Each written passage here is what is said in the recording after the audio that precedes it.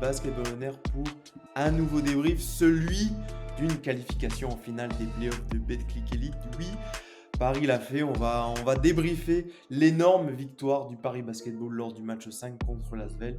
Et pour cela, c'est Antoine qui m'accompagne. Salut Antoine. Salut Lilian, salut à tous, comment ça va? Ça fait très longtemps.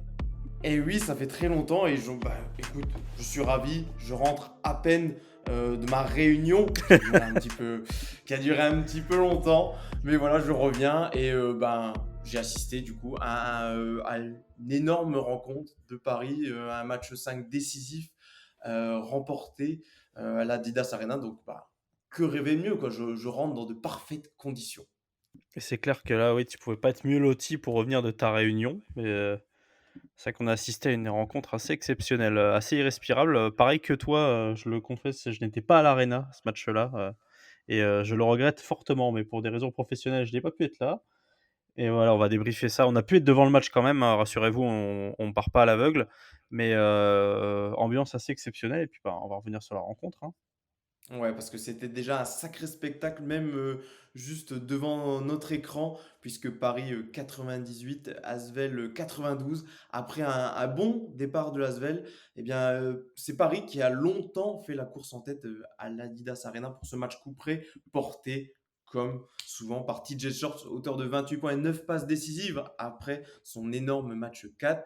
Mais Villeurbanne n'a pas été très loin de faire le hold-up à Porte de la Chapelle jusqu'à même passer devant dans les 3-4 dernières minutes de la partie. Mais heureusement, Paris a pu compter une nouvelle fois sur son duo short-Sifi, un panier avec la faute de l'Américain suivi d'un tir en déséquilibre du meneur français. On finit par donner la victoire aux Parisiens pour ainsi rejoindre Monaco en finale des playoffs de Betclic Elite.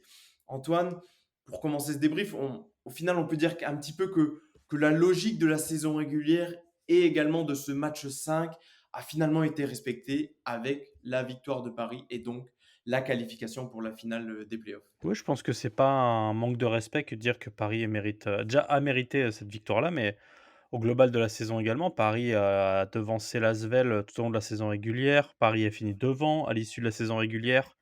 Paris a été mieux armé. Paris, pardon, a eu moins de problèmes, on va dire aussi extrasportifs liés potentiellement à un diffuseur, un sponsor, tout ça. Donc Paris était sur une dynamique extrêmement positive, l'Eurocup, la Leaders Cup. C'est vrai qu'on le répète, mais ça fait toujours plaisir de le dire que le Paris Basketball a débarqué et la série de victoires a débarqué avec on va dire une saison, un palmarès, individuel, enfin sur cette saison individuelle qui était quand même beaucoup plus, heu, reluisant que l'Asvel, même si l'Asvel faisait une saison, enfin voilà, on en conclura ce qu'on en conclura, même si elle a été compliquée et sur ce match-là, on l'a vu, une équipe de l'Asvel qui avait quand même de l'expérience, qui a eu du mal à laisser enfin qui a non plutôt qui est plutôt bien revenu, à chaque fois, dès que Paris prenait un peu l'avantage. Il a fallu que Paris aille jusque dans ses retranchements. On voit une équipe parisienne qui a jamais lâché le morceau. Donc au final, la logique a été respectée.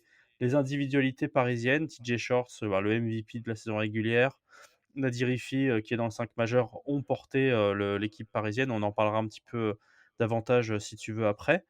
Donc non, logique respectée, au terme quand même d'une grosse série. Je pense que, on l'a vu à la fin avec les interviews, notamment de TJ Shorts, c'est même un petit peu le langage, corporel, du joueur et même de Nadir Rifi aussi et de tous les autres, que ça a été une série extrêmement compliquée pour eux, face à un des plus gros du championnat. Je crois que c'est la première fois que l'Asvel ne gagne pas un trophée sur une saison depuis 2018. Donc belle performance, mais c'est le fruit d'un travail, qui n'a pas commencé au début de cette série. Ouais, c'est pour ça que je disais que Paris avait l'ascendant sur l'Asvel cette saison en saison régulière, sur ce match 5. Mais je n'ai pas forcément parlé de la série parce que c'est vrai qu'elle a été très très disputée entre les deux équipes, à part le match 1 où il y a eu un petit peu eu un non-match de Villeurbanne. C'est vrai que toutes les rencontres ont été très très serrées.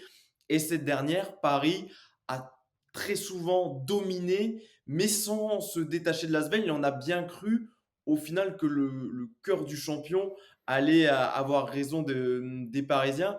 Parce que je le disais notamment, dans les 3-4 dernières minutes, l'Asvel est repassé devant, notamment avec Nando de Colo. Et Paris, on peut en parler un petit peu de cette fin de match, Antoine, a su repasser devant, ne pas se démoraliser quand Timothée Luwawu Cabarro enchaînait les paniers dans le dernier quart-temps, quand voilà, Nando De Colo a su faire repasser son équipe devant, et ben, les Parisiens n'ont pas lâché, et alors notamment grâce à leur duo, mais ils ont été solides dans la tête également, après avoir dominé durant toute la partie. C'est vrai que, le Paris Basketball a failli se manger un retour de karma de Timothy Luwawu-Cabarrot puisque, pour l'avoir vanné notamment, je cite les Parisiens, toute la série sur le fait qu'il a pas été nominé enfin appelé pardon, dans la liste de Vincent Collet. Il nous a fait peur, il a fait très, très peur, je pense aux hommes de Thiauma Cissalo et moi c'est d'abord ça a même commencé un peu plus tôt, je sais pas ce que tu as pensé, c'est même dans le 3e quart-temps quand Paris Mmh. revient des vestiaires et Paris mène de +12 avec une vraie avance, un match très sérieux et j'ai eu l'impression qu'en 3 possessions, bah, en fait, l'Asvel était revenu à égalité, était repassé devant parce que Youssouf Affal est revenu et a fait très mal à l'intérieur. Puis après il y a eu un espèce de jeu un peu comme en début de rencontre, de à toi, à moi, on va dire, chacun reprend la possession, chacun est très efficace, que ce soit au tir de loin, donc ça veut dire que vraiment on a du Herrera qui répond à Nando De Colo, on a, du Timothy Cabarro qui, mi-distance est extrêmement, compliqué à défendre, qui est limite, on est sur une catégorie de joueurs qui est injouable à ce niveau-là, compte tenu du championnat et de son niveau.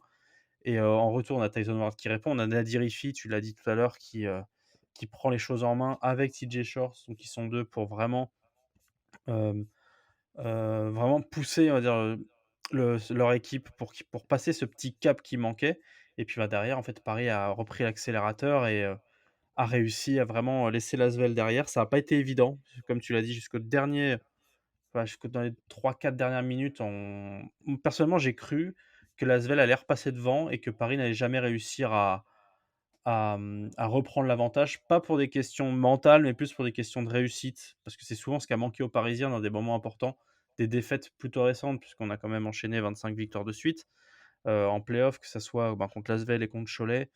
Une adresse, un peu, compliquée ou alors juste dans les mains d'un seul homme ou dans les mains d'un seul shooter. Ça a pas été le cas parce que pour le coup, ils ont tous assumé leur rôle et peut-être un peu la grâce, était aussi de leur côté. Mais jusque dans les derniers instants, je sais pas toi, mais on a vraiment flippé parce qu'au final le score, résulte bien la rencontre, hein. Il y a que 6 petits points d'avance, hein. Ouais, ouais, tu fais bien aussi de mentionner ce troisième quart-temps où Paris encaisse un 12-0 avec notamment, tu le disais, la bonne entrée de Youssouf Affal.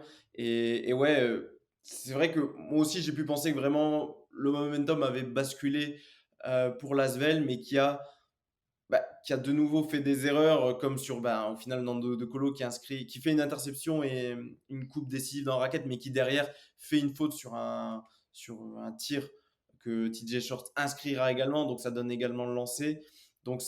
Et comme il le disait lui-même, Nando De Colo, au micro de la chaîne L'équipe, c'est sur cette rencontre-là, ça joue sur des petits détails. Et ben la faute qu'il fait sur TJ Short en est un par exemple.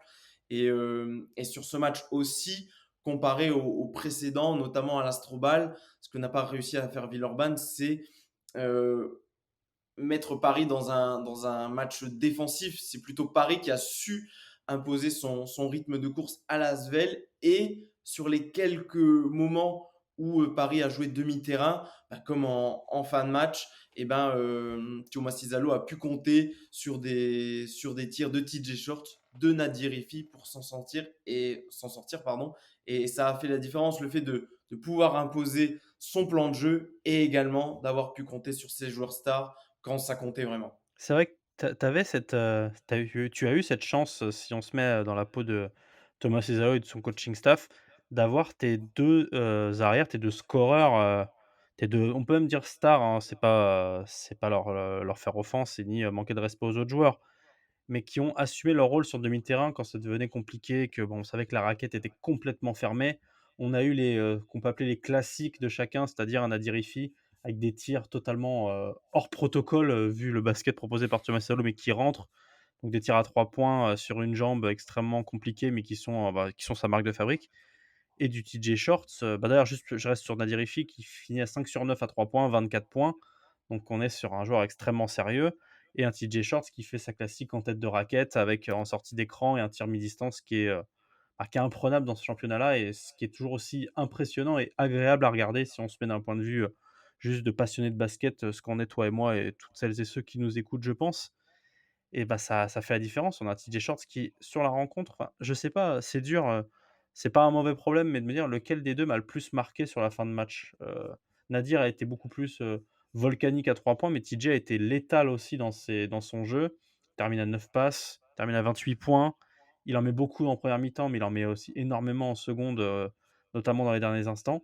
Ça a été, ça a été les éléments clés de la rencontre, pour Paris pour l'emporter ce soir. En plus, bah, voilà, leur jeu fait qu'ils provoquent, souvent des fautes et les joueurs de l'Asvel sont tombés dans le panneau donc tant mieux pour eux, si on peut dire ça comme ça, même si, on cite ces 2 là, mais on pourrait en citer tant d'autres.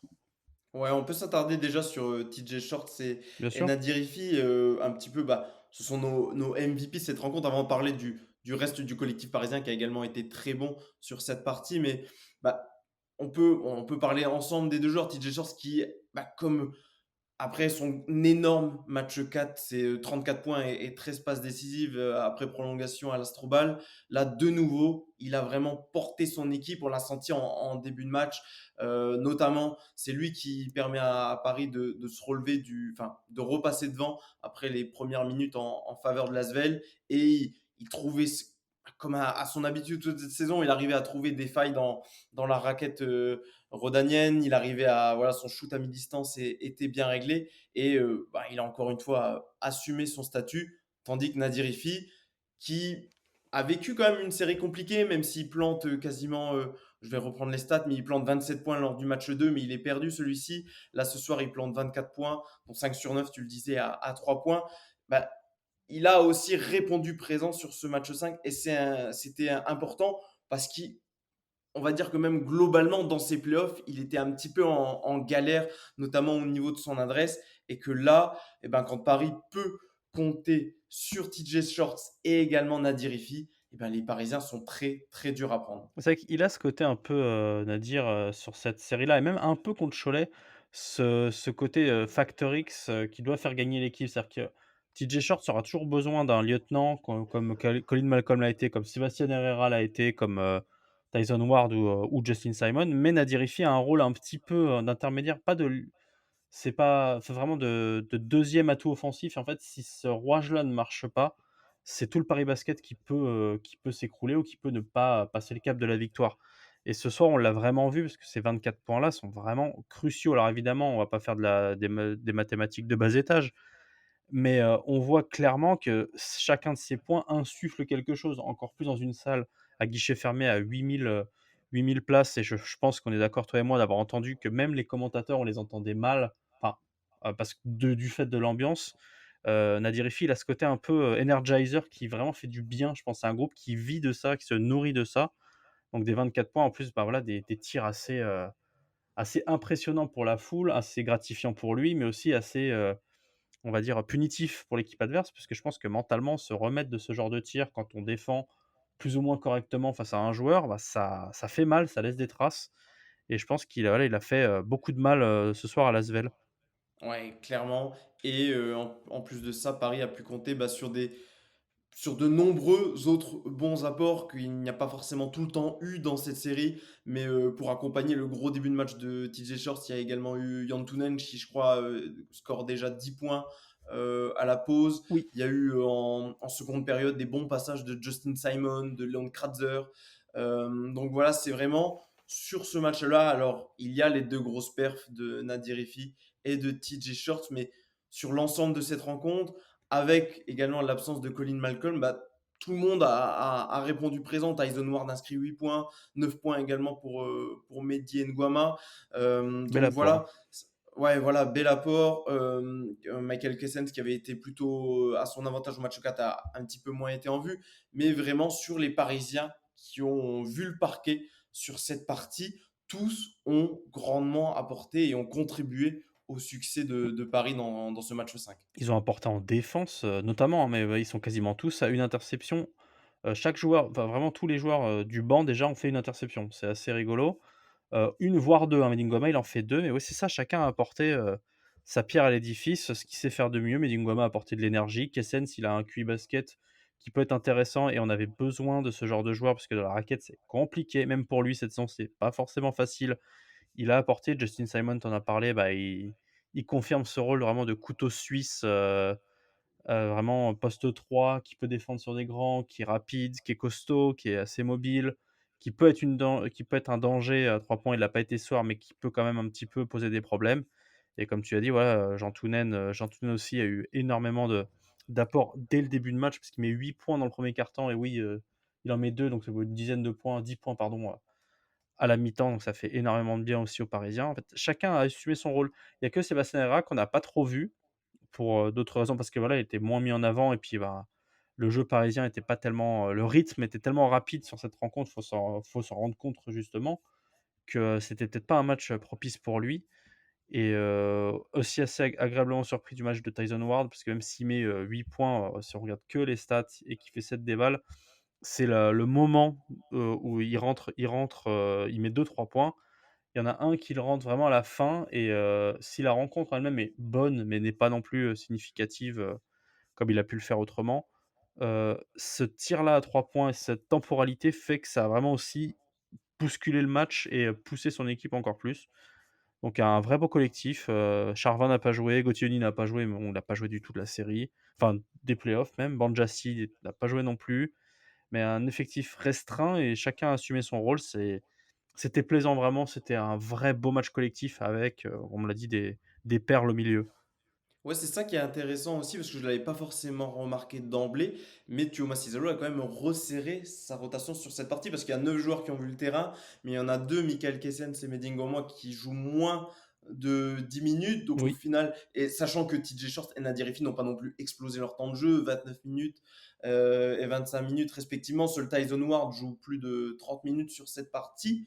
Donc il y a quand même eu une rotation resserrée sur ce match couperé. C'est intéressant de voir que Thiago Cizalo est capable de changer son fusil d'épaule. Alors ça a très bien marché sur cette partie. Banjassi, qui était par exemple un petit peu en galère sur cette série, voilà, n'a pas vu le terrain. Qu'est-ce que toi ça t'inspire? Est-ce que c'est aussi intéressant pour la suite de voir que Thomas Cizalo peut un petit peu sortir de son système aux rotations toutes les 3 4 minutes et peut se dire bah, qu'il laisse ses joueurs majeurs jouer beaucoup plus de temps de jeu quand ça compte et quand il faut remporter les matchs. Bah, cette série-là, elle était vachement intéressante et ce match-là encore plus justement, comme tu dis, sur la capacité, enfin même l'analyse qu'on peut avoir du coaching de Thiago Massidalo et de ses rotations. Parce qu'on avait peur, j'avais peur à un moment quand on a vu Cholet sans conclusion hâtive et même dans cette série-là, d'avoir un coach qui, comme on dit, je mets des guillemets, «meurt avec ses idées, ne lâche pas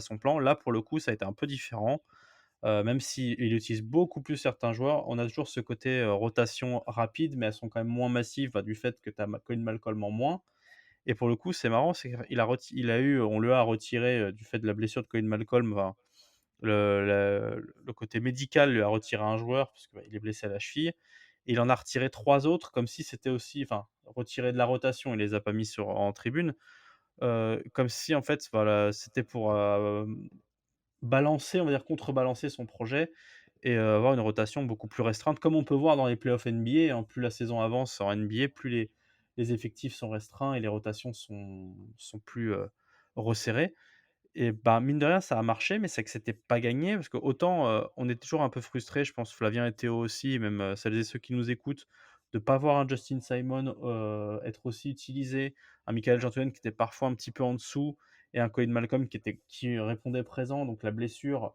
a fait beaucoup de peine, évidemment pour le joueur et pour le collectif, mais a permis de vraiment faire rentrer Justin Simon ou Jean Tounène dans la rotation. Il fait rentrer les 2, il en sort d'autres.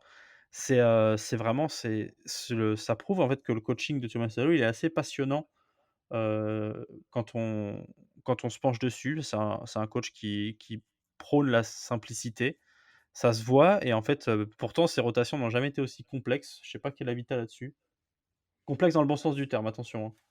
Ouais, c'est parce que c'était pas vraiment. Mais comme dans cette série, on parle du coaching de Thiago Massidolo, mais Pierrick Poupé a également eu je trouve, de bonnes idées Ah oui, excellente. pour gêner le Paris Basketball. Et c'est ça qui est intéressant, c'est que Paris peut s'appuyer sur diverses rotations selon au gré des rencontres. Et c'est ça qui est intéressant. Enzo Charvin qui fait une très bonne rentrée au match 4, qui là ne joue pas.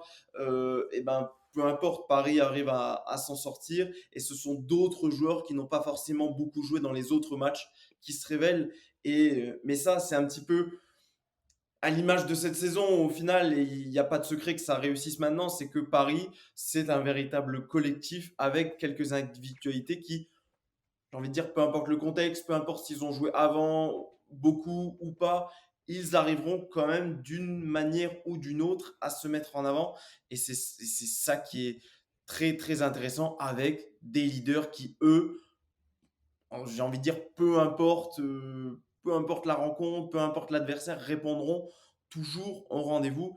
Et c'est ça qui est très intéressant pour Paris. Et on ne sait pas vraiment où est la limite de cette équipe. Elle interviendra peut-être face à Monaco, leader de la saison régulière et qui est, voilà, quand même face à Paris, grandissime favori de Oui. la finale des playoffs. Mais voilà, c'est sûr que on ne sait pas vraiment où est encore la limite pour cette équipe de Paris.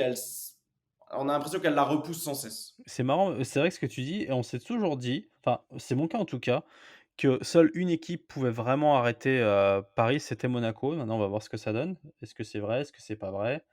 Et l'Asvel a failli, faut quand même leur rendre honneur. Ils ont fait une série assez, forte et encore une fois, très un magnifique adversaire. Il y a pas de beau vainqueur sans bel adversaire. Et pour le coup, on verra, ouais, ce que ça donne avec Monaco, c'est le boss final, hein, clairement, mais après franchement, tu es le Paris Basketball, bon, tu as étiré ta série un petit peu plus que Monaco, mais tu débarques quand même avec ce statut de: «J'ai fait tomber l'Asvel» et le statut qu'on répète depuis, le début de saison, enfin depuis longtemps, pas le début de saison, de 2 trophées, c'est déjà 2 trophées et un groupe, qui, repousse, comme tu l'as dit, sans cesse les limites. On verra s'ils repousseront une nouvelle limite. Et il restera, plus beaucoup de temps désormais.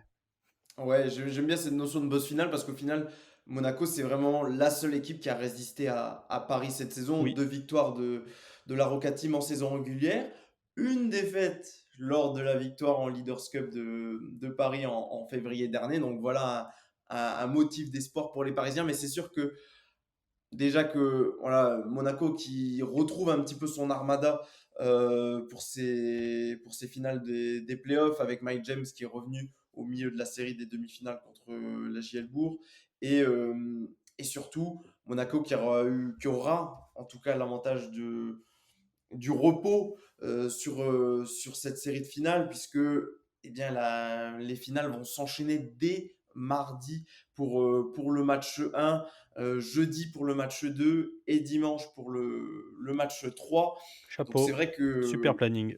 super planning évidemment de la 18h30. LNB avec des matchs à 18h30 parce Mais je que propose, hein, la prochaine fois, faites ça à 15h, 15h13, hein, comme ça, un bon milieu d'après-midi, les gens sont à l'école, les étudiants sont en cours, les gens travaillent, c'est encore mieux, je pense.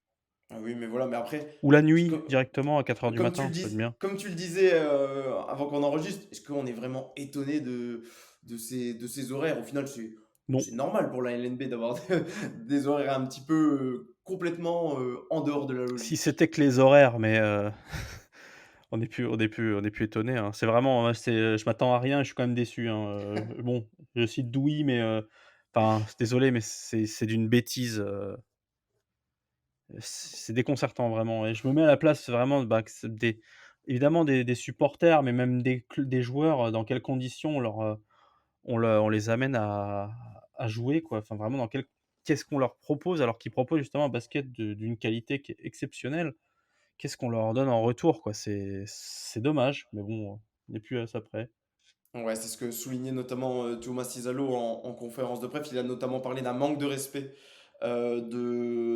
concernant la programmation de ces finales de Betclic Elite en jouant, en débutant les finales 48 heures seulement après avoir remporté leur match 5. Mais voilà, les Parisiens, ils ont fait fi de beaucoup de choses cette saison. Peut-être qu'ils arriveront encore à s'en sortir, mais c'est sûr que la LNB, euh, qui a qui a la meilleure publicité possible avec un affrontement entre les deux cadors plus ou moins récents du championnat de France entre Monaco et Paris, ne facilite pas forcément les choses. Alors c'est une question de diffuseur pour les matchs à 18h30, Oui, mais, euh, Mais voilà, malgré tout, c'est sûr que ce n'est pas forcément les meilleures choses, à la fois pour mettre les acteurs dans les meilleures conditions et également pour que le public puisse suivre ces finales dans les meilleures conditions. Mais voilà, c'est ainsi que vont se disputer ces finales des playoffs de Betclic Elite entre Monaco et Paris. C'est Alors, je le rappelle, mardi 4 juin, match 1 à Monaco. 2 jours plus tard, jeudi 6 juin, le match 2, toujours à Gaston Médecin. Et on retournera à Paris pour le match 3 à l'Adidas Arena. Ce sera le dimanche.